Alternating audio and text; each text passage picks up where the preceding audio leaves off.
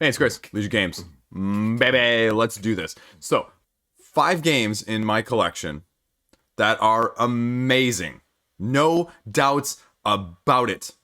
But I don't get to play hardly at all, ever, or nearly enough from that side of things.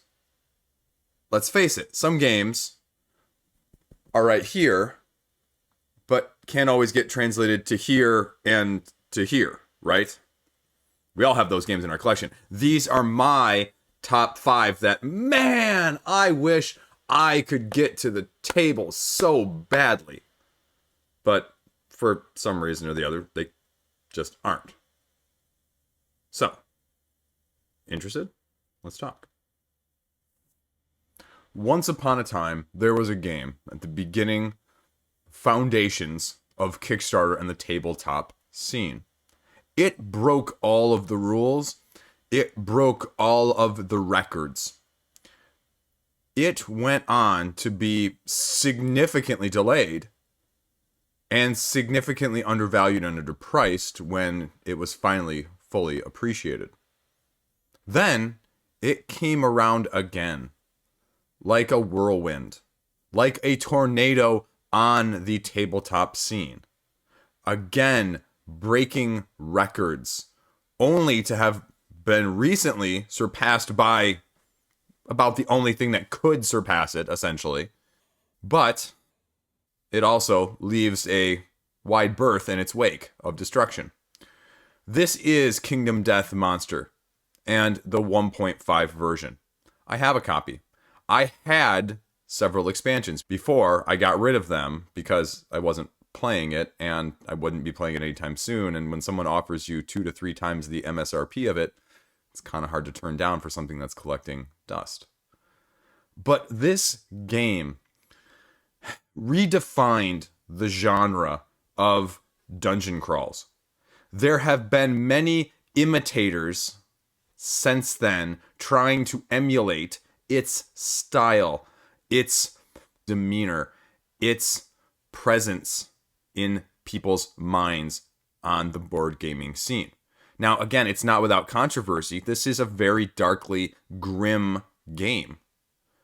The main objection when people talk about it is the gratuitousness of some of the pictures and depictions, which I cannot argue against. Now, the game itself actually has much, much less, but there are a lot of boutique miniatures and pictures and art prints that go alongside some of it, mostly actually non-gameplay, but still is highly associated and correlated with the game itself. Funny story, I was actually backing this. I actually got in on this the very first night it launched on this 1.5 Kickstarter. I had one of these Black Friday gold lanterns for $350, which is an insane value now because the core goes for about $400 alone. And the gambler's chest, whenever we end up getting it sometime mid-2023, is probably going to be valued near the core game as well now. Not to mention the 12 other essentially expansions that were new here and the ever out of print in-between printings of the core 12 expansions in the first place. This is a lifestyle genre-defining game. Period. The mechanisms are unique.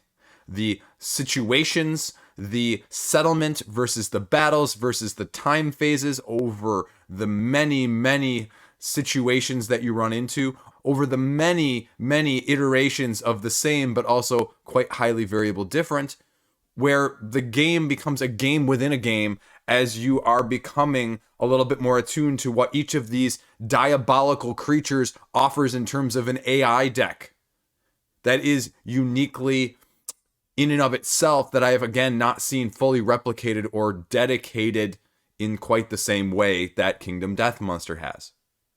I actually ended up trading for this game prior to this campaign launching. I actually ended up trading for a base game after this campaign finished, and I realized my regret of, I should have just gotten that then, right?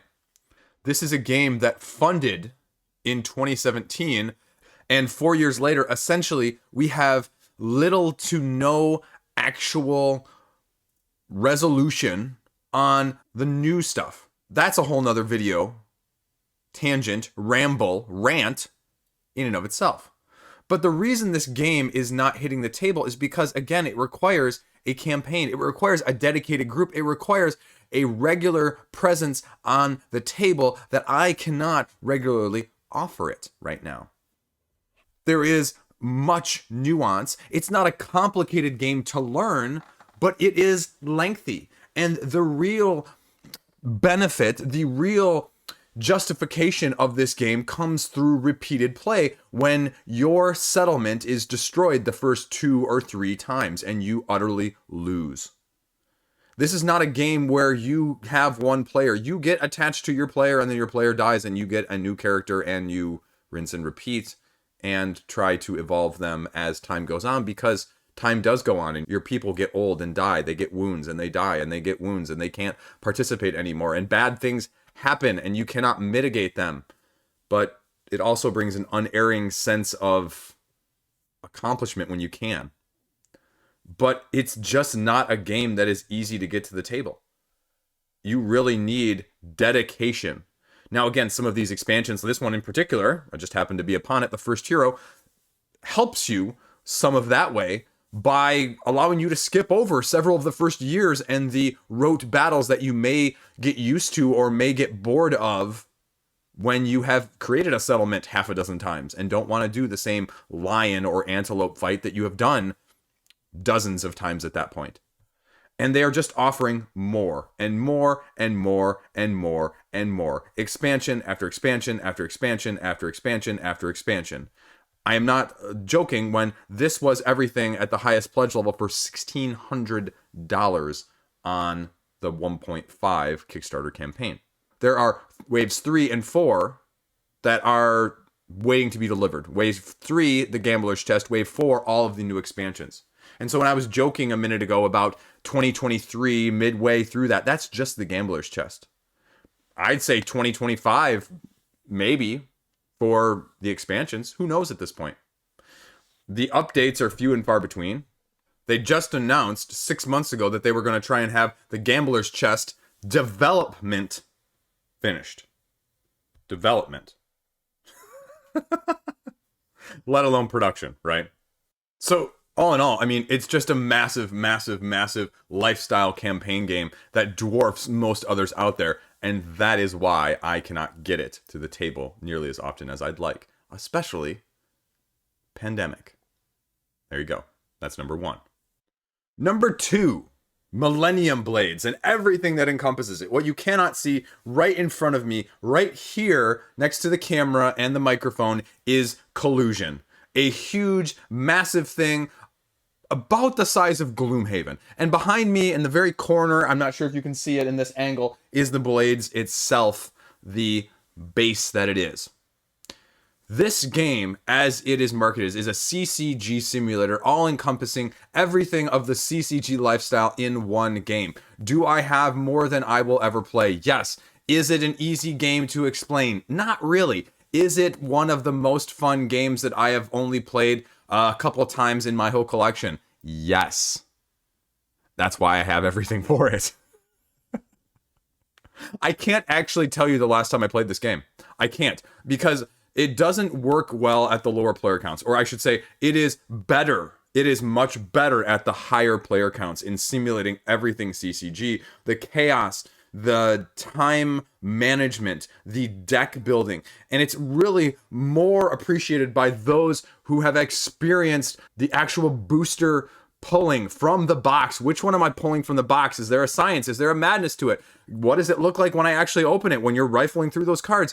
The experience that you have of that gives this more in terms of also some nostalgia. As much as I'm not usually a fan of that, it just adds another layer to this game, and it does so through a parody of everything pop culture, nerd that you can think of. It's just awesome.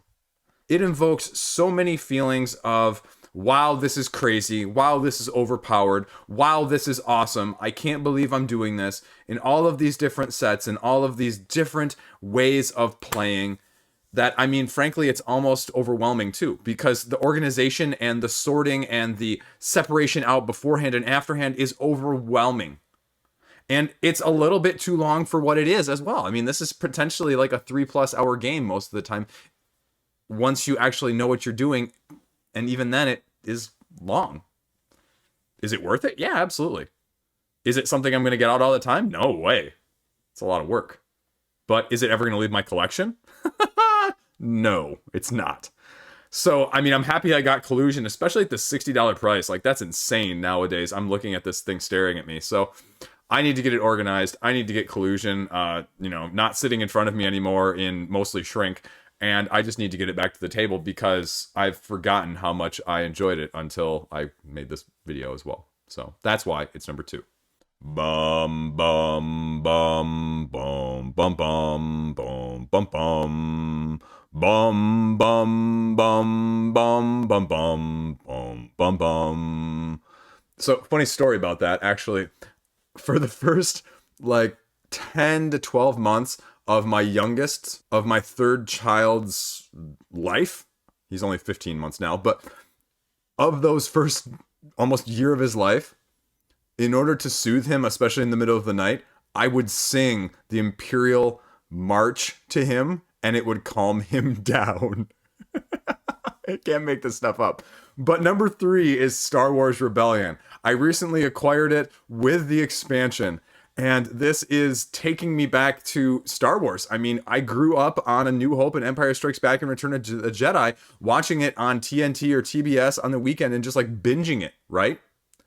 And especially with the expansion, it makes it one of the most complete, one of the most deep and entertaining and back and forth games, especially with a thematic presence that is unlike almost anything else in our pop culture history. Is it the best game? No, but it's pretty well thought of, even when you remove the IP from it as well, which again is very impressive. I mean, this sprawling Star Wars saga encapsulating is just what I want out of a Star Wars game. You know, I want to get the whole thing in one shot, and this captures it in that sense. But this is also a game with a high learning curve. There's going to be another one of those coming up right after this. It's very similar. So in case you can't guess what it is, I mean, you should have a pretty good idea by that description. It's just massive. And you have to have, in this game and the next game, people that know what they're doing on each side, so that you can optimize things, because in these 1v1 back and forth games, if you have someone that is drastically more knowledgeable, drastically more experienced, it's not going to be as fulfilling, because the enjoyment of board games, the enjoyment of a game like this is not decimating your opponent. I mean, that's fun, don't get me wrong. I love decimating an opponent. At the same time, what's really enthralling, what's really capturing about the hobby is coming back from the brink of defeat to snatch victory from the jaws of your opponent and your enemy when they least expect it, right? And that is what this game allows for. And not to mention, you get all the cool looking stuff that goes along with it. Now, again, mine's not painted. If anyone wants to paint mine for me, maybe that's a good project for my 7-year-old. Anyway, this is why it is well thought of. This is why it is one of the best 2-player games out there. But it's also incredibly hard to hit the table, because you have to, again, have a dedication to it. And you have to have a knowledge of it. And this is not going to be a game where you can probably play once every 6 months and have a good remembrance and grasp of everything nuanced that you need. And that's what makes it super hard to hit to the table. Number 4, if you didn't guess it already, War of the Ring. I mean, this is the other 2-player epic defining saga back and forth game, right? Between Sauron and the party. It's just that awesome. And again, who are you going to play it with is the question. Because again, you're going to have to play this multiple times a year to remember all of the niches, the nuances, getting it set up in the first place. Speaking of Millennium Blades, this one makes Millennium Blades look easy. but it's table presence. The way it encapsulates and incorporates and captures the essence of the, not just the movies, but the books themselves, if you have not read them, is second to none out there. And that's why people are in love with it, because capturing the essence of it matches the grand scale of it in the first place. And it's just a really freaking fantastic Hyperspace Kraken game, right? Is it for everybody? No, heck no.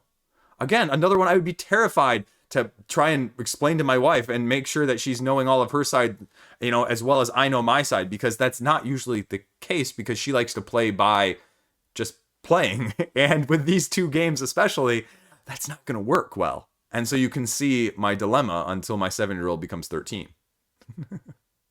And I indoctrinate him even more. But the scope and the immensity of this game, with the nuance of both the good and the evil side of things, again, fits very well with the source material. People love the source material, and they do not feel turned off by how the game imagines it and incorporates it into a board game mechanic. And that's why it works. And that's also what makes it so hard to get to the table, is because there's just so much at the same time. But that's why it's number 4 on my list as well.